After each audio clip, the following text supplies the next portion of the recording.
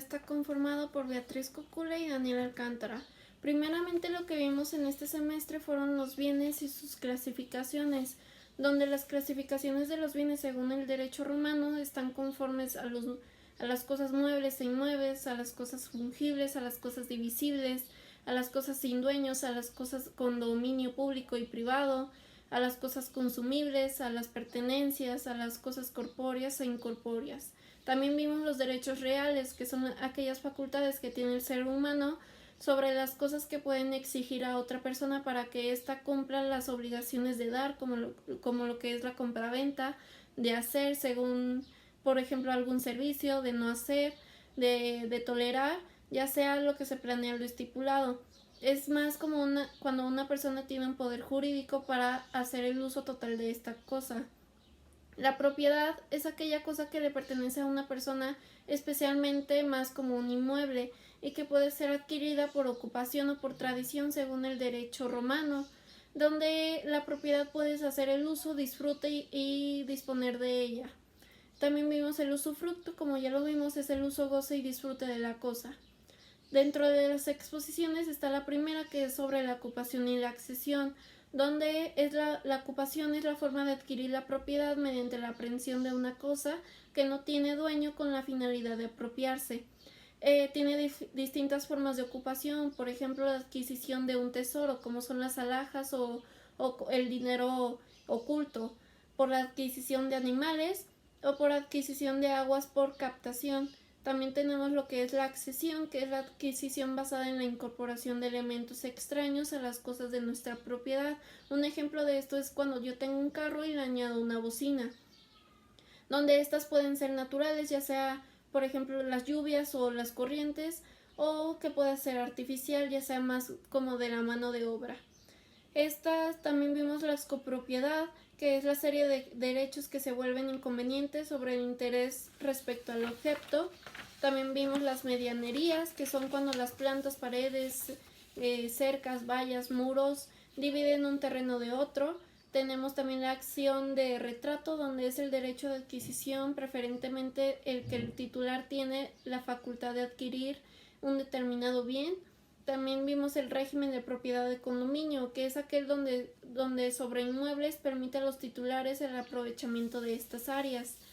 También vimos en otra exposición los efectos e interpretación de los contratos, donde se obliga a lo pactado, se obligan las consecuencias que se derivan de su naturaleza, de la buena fe, de la ley y del uso.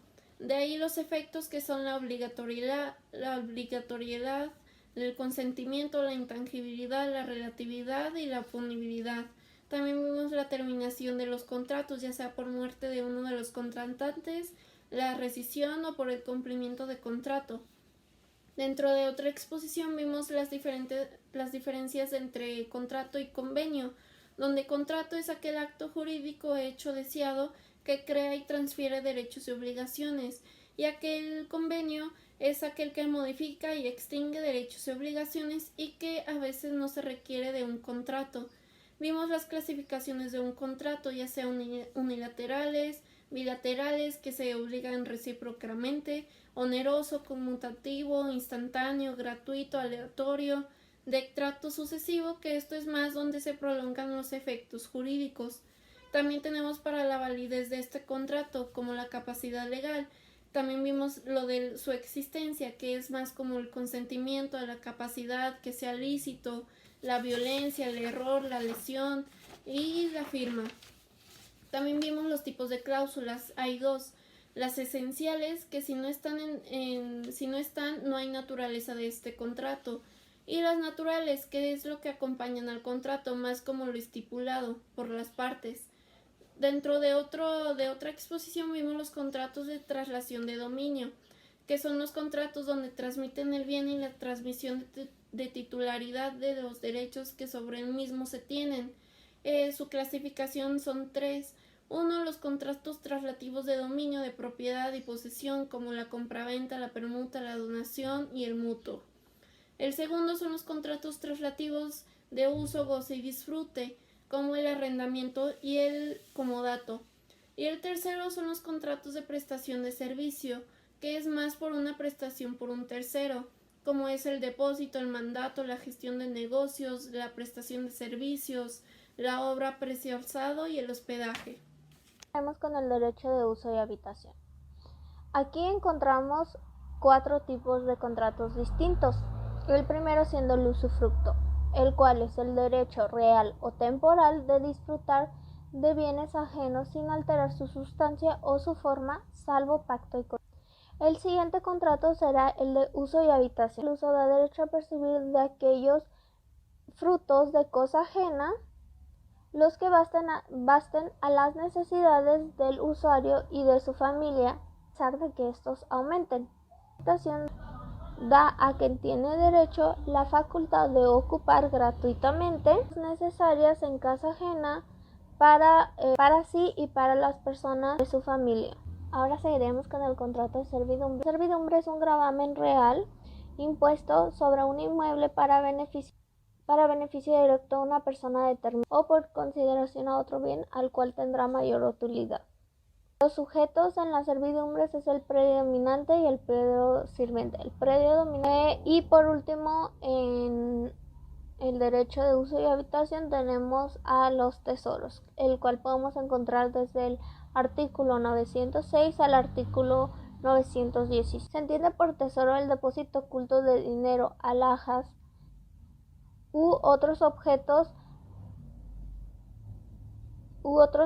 valiosos cuya procedencia legal se ignore. Un tesoro no se considera como fruto de una casa.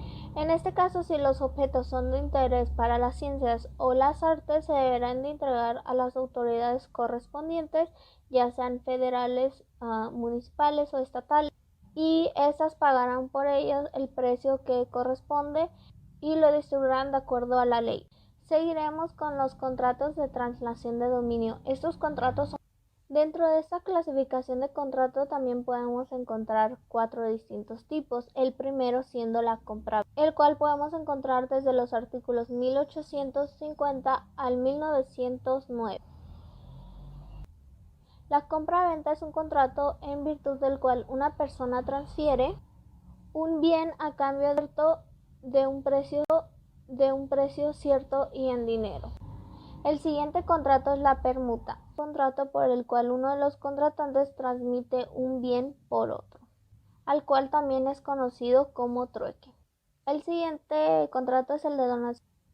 La donación es un contrato por la cual una persona denominada donante transmite gratuitamente a otra denominada donatario una parte o la totalidad de sus bienes.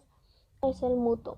Es un contrato por el cual el mutante se obliga a transferir la propiedad de una suma de dinero o de otros bienes fungibles al mutuario, quien se obliga a devolver por otro tanto de la misma especie y la misma calidad.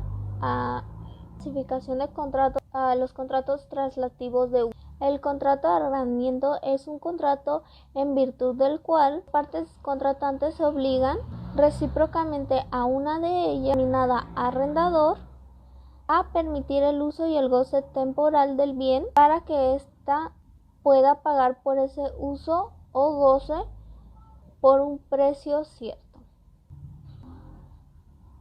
El siguiente contrato que encontraremos dentro de esta clasificación es el contrato de comodato.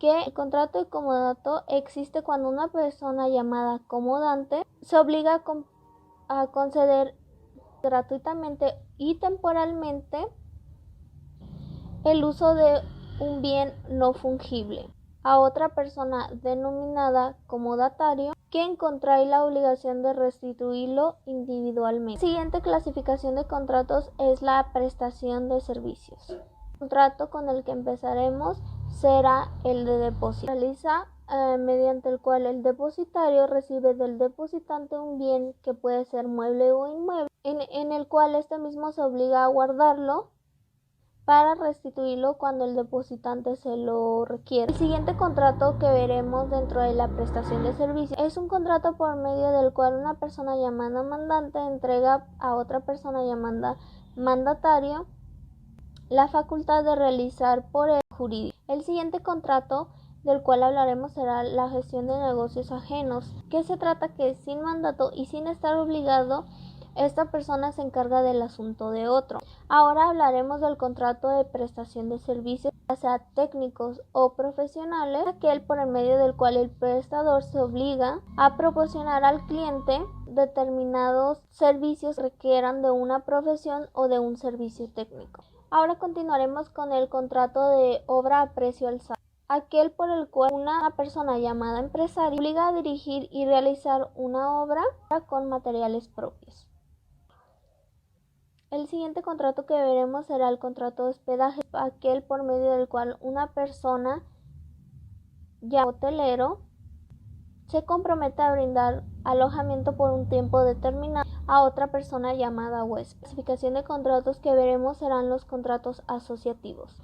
El primer contrato dentro de esta clasificación es el contrato de asociación civil, aquel en el que varias personas convienen a reunirse de manera que no sea enteramente transitoria, para realizar un bien común que no esté prohibido por la ley y que no tenga un carácter preponderantemente económico. El siguiente contrato es el de sociedad civil. En la sociedad los socios se obligan mutuamente a combinar sus recursos o sus esfuerzos para la realización de un fin común. Sí tiene un carácter preponderantemente económico, pero no debe de tener una especulación comercial. El siguiente contrato es el contrato de aparcería, que es aquel por virtud del cual una llamada parcelista concede de utilización un inmueble o animal, los cuales tendrá la libre disposición a otra persona llamada aparcero para que éste practique con el inmueble o los animales actividades agrícolas, apícolas, piscícolas, avícolas, vinícolas o ganaderas. Ahora continuamos con los contratos aleatorios. Juego y apuesta, en nuestro Código Civil podemos encontrar que la ley no conoce acción para reclamar lo que se ganó en juego prohibido. En este caso, podemos encontrar dos distintos tipos de especies de juego, el juego permitido y el juego prohibido. El siguiente contrato es el de la renta vitalicia. El contrato de renta vitalicia, que es aleatorio, es aquel por virtud el deudor se obliga a pagar periódicamente una pensión de la vida de una o más personas determinadas, que serán denominados como los rentistas vitalicios o los acreedores, mediante la entrega de una cantidad de dinero, el dominio de un bien mueble o transfiera en el momento de formalizarse el contrato o cuando éste se paga. Ahora seguiremos con los contratos de garantía, empezando por la fianza. La fianza es un contrato por el cual una persona llamada fiador se compromete con el acreedor de una obligación. La prenda es un contrato de naturaleza accesoria,